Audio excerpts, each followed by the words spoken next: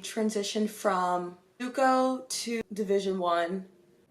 Like, I was so scared because I didn't know what to expect. And personally, me, I just like having an idea of what to expect, whether even if it's gonna be hard as shit. Like, I just need to know what I'm getting myself into, like mentally preparing myself. That's been me throughout my whole journey as an athlete. Like, I like to know the practice schedule beforehand if I can, or like, you know, just like, I just hate surprises. I just hate being surprised.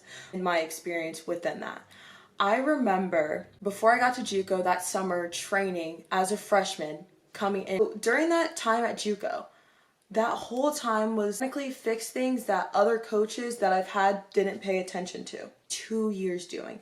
I spent 2 years doing a bunch of box work, a bunch of acu-spike, a bunch of working on my footwork, getting footwork down that worked for me and, you know, the style of my this and that. And I was in the gym all the time, really grinding. Like, I was really grinding.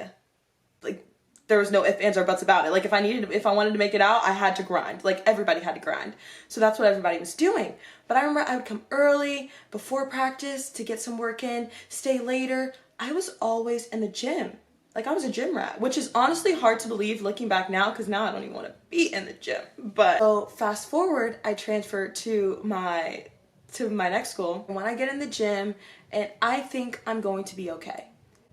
I'm thinking that I've done from my Juco has gotten me to this point where, you know, the coach doesn't really have to, I feel the coach shouldn't have to worry about me. Like, I've worked out all the kinks and all, like, my swing should be exactly what she wanted, because that's what I've been working on for the past 2 years now, on top of working so hard to fix the things that I thought needed to be fixed.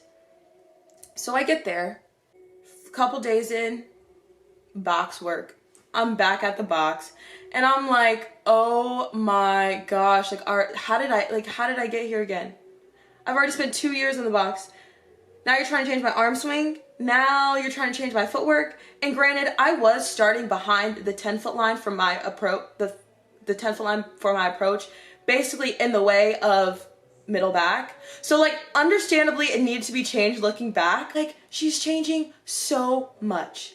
And when the saying is gonna get worse before it gets better, it's gonna get worse before it gets better. I was back at square one, and I was so frustrated with myself. And I think that was the most shock. That was the most shock I feel like I experienced, other than it being COVID and that just being shitty in general. But the most shock was not being able to play to the potential I thought I was going to be able to, because my coach wanted to change things. And granted, she had the right to change things. She had a new system. She had this vision, in her vision, but I fit in this vision as a different player. And so it was right for her to change things. It made me a better player in the end. But one thing that I just didn't have at that time was patience. For her having a conversation with me, and she was like, I have more patience with you than you have with yourself. My only goal in my head was, oh my gosh, like, I'm a junior. I need to start. Like, if I'm not starting, all this was for nothing. Like, I didn't know anything else, you know, whatever. But in my head, I'm a junior. I've put in all this work, 2 years, to fix these things that you now want to change. And now I'm comparing myself to, you know, all these other players who look better than me, you know, and I'm just like, this is not where I'm gonna be. This is not mentally, you know, it was hard. It was tough.